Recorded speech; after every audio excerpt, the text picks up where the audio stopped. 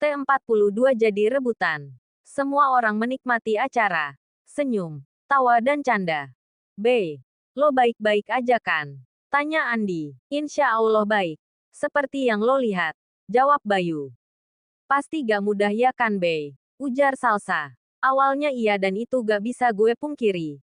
Tapi gue banyak belajar dari semua ini. Dan melihat prosesi mereka membuat gue sadar. Mereka memang jodoh yang terbaik yang Allah satukan, balas Bayu. Saat mereka asik berbincang, tiba-tiba pandang mereka terfokus pada tamu undangan yang baru saja datang. Wajah yang tak asing. Dia adalah kedua orang tua Rafa dan Rafa juga pastinya. Sebagai orang yang cukup dikenal di kota ini, membuat kedatangan mereka pun banyak yang menyapa. Kak Rafa Gus, tunjuk Andi. Kakaknya Riana tuh, ujar Wahyudi. Punya muka juga tuh orang buat datang. Timpa Salsa. Jangan gitu. Namanya orang kan pernah berbuat salah. Balas Bayu. Riana memilih diam. Lo kenapa nah? Tanya Salsa. Ih males gue. Apalagi pas tahu Kak Rafa itu sempat minta kesempatan pas Hanaya udah berstatus calon istri Mas Arga. Ujar Riana. Serius? Tanya mereka kompak. His, tuh mulut jangan keras-keras kalau ngomong. Protes Riana.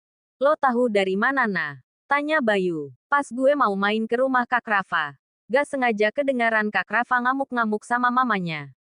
Ngamuk gimana? Tanya Andi kepo. Yang gue denger tante itu peran marah sama Kak Rafa dan minta Kak Rafa jauhi Naya. Dan pas kuliah rupanya ada cewek yang deketin. Ternyata dia suruhan mamanya Kak Rafa. Ih, gue jadi gibah kan? Ujar Riana sambil menepuk mulutnya. Nanggung nah. Dilanjut aja gibahnya. Udah terlanjur dosa. Jadi gak perlu nanggung-nanggung dosanya. Timpa Andi. Mulut Londi. Balas Riana. Serius? Tanya Salsa. Itu yang gue dengar. Dan ternyata tuh cewek selama ini itu udah punya kekasih hati. Tambah Riana. Gila. Dramatis amat tuh Kak Rafa. Melepas permata demi seonggok batu kerikil. Ujar Andi. Ya sudahlah. Ambil pembelajaran dari semua ini. Balas Bayu. Semua sudah terjadi. Apa yang terjadi cukup jadikan pembelajaran. Terkadang kita juga perlu belajar dari kesalahan orang lain. Papa dan Mama Rafa setelah menyapa orang tua Hanaya pun naik ke pelaminan. Sedangkan Rafa masih nampak ngobrol dengan temannya. Pak Arga. Sapa Pak Budi. Pak Budi. Balas Arga. Selamat ya. Saya sedikit kaget waktu menerima undangan. Saya malah gak tahu Pak Budi dapat undangan. Jelaslah saya dapat. Hanaya ini kan teman anak saya. Dan kompleks rumah jika juga gak terlalu jauh. Arga dan Pak Budi nampak berbincang akrab. Jujur Hanaya sedikit bingung. Tapi karena mama dari Arga merangkul memberikan selamat, dia pun berusaha membuang kebingungannya. Nay, selamat ya. Tante ikut bahagia. Andai waktu bisa diulang. Tante, ujar Mama Rafa tapi dengan cepat dipotong oleh Hanaya. Makasih Tante. Gak perlu membahas masa dulu. Cukup kita jalani masa sekarang. Balas Hanaya. Enggan untuknya membahas masa lalu. Hanaya memilih untuk tidak membalas ucapan Mama Rafa mengenai waktu yang tak akan bisa diulang. Karena waktu memang akan terus berjalan. Jika di masa lalu itu jelek maka belajar untuk memperbaiki. Jika di masa lalu telah baik, maka masa sekarang harus bisa lebih baik. Mereka ikut mengabaikan momen foto bersama mempelai. Saat selesai sesi berfoto Papa dan Mama Rafa pun turun. Sedangkan Arga dan Hanaya kembali duduk. Mas kok kenal sama Pak Budi? Tanya Hanaya. Ya biasalah. Mereka orang-orang anggota dewan itu mencari dukungan kami para pengusaha. Jawab Arga. Oh ya. Beneran anak Pak Budi teman kamu Nay. Yang mana?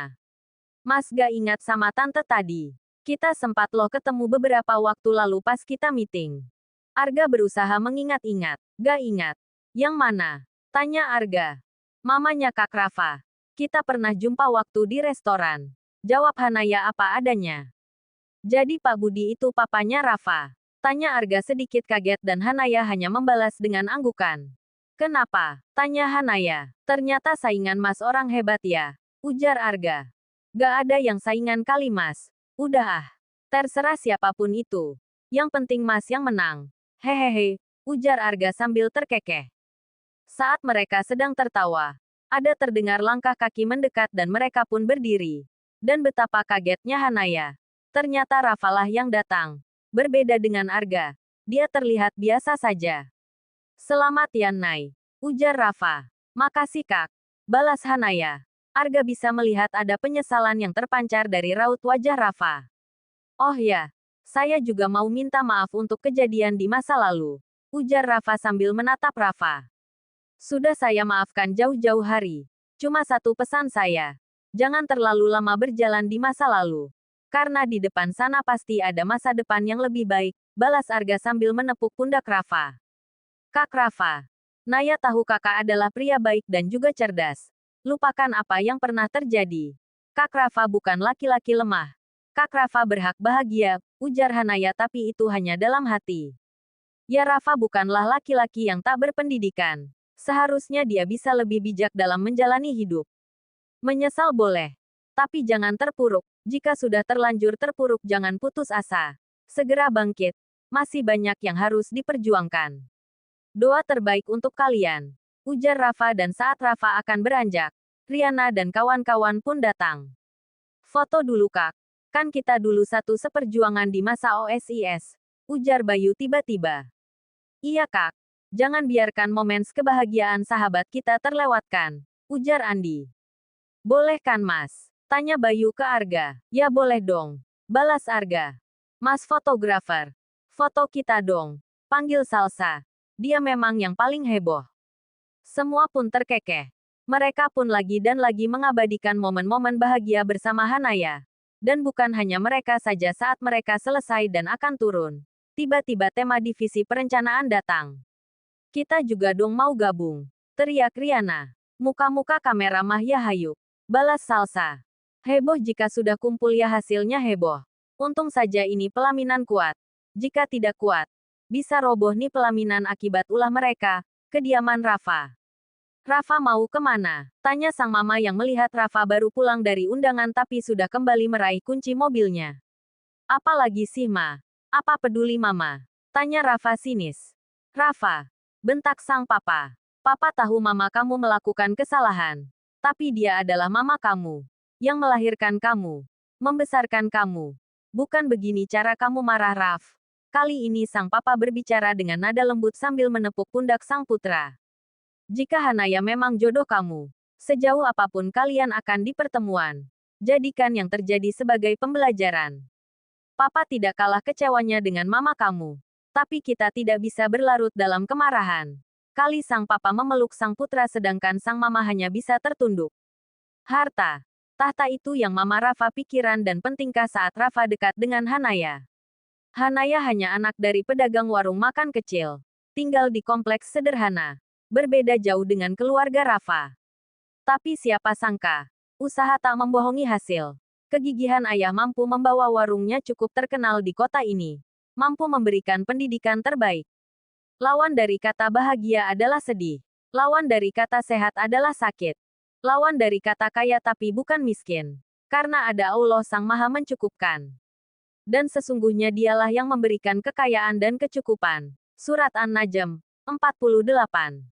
Rafa kembali ke kamarnya. Sejak kejadian menyaksikan pernikahan Siri Hanaya dan Arga, Rafa lebih banyak diam. Sekali bertemu dengan Hanaya dia malah mempermalukan dirinya.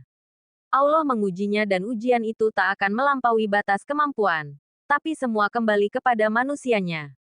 Lulus atau tidak, jawaban ada pada diri sendiri dan Allah itu tergantung prasangka hambanya.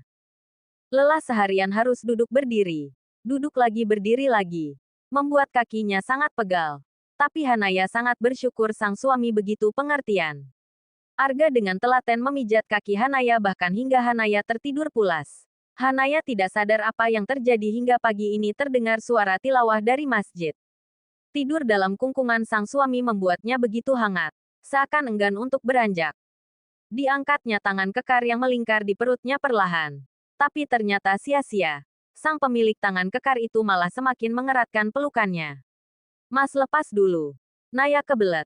Ini di rumah ayah harus keluar ke kamar mandinya. Nanti keburu keluar. Arga pun dengan terpaksa melepaskan pelukannya. Dan Hanaya pun buru-buru menuju kamar mandi. Rumah masih sangat sepi. Sepertinya semua kelelahan. Tapi Hanaya memutuskan untuk mengetuk pintu kamar orang tuanya dan adik-adiknya. Setelah keluar dari kamar mandi. Karena waktu subuh memang sudah tiba. Ibu pun keluar dari kamarnya. Ayah mana Bu? Tanya Hanaya. Ayah mau sholat di rumah aja dulu Nay. Kelelahan. Jawab ibu. Iya tuh Mas Arga juga malah tidur lagi. Kalian pasti lelah. Sholat di rumah aja. Ibu mau masak air dulu untuk buat kopi, ujar sang ibu. Hanaya pun kembali ke kamarnya. Sang suami masih dengan posisi nyamannya di dalam selimut.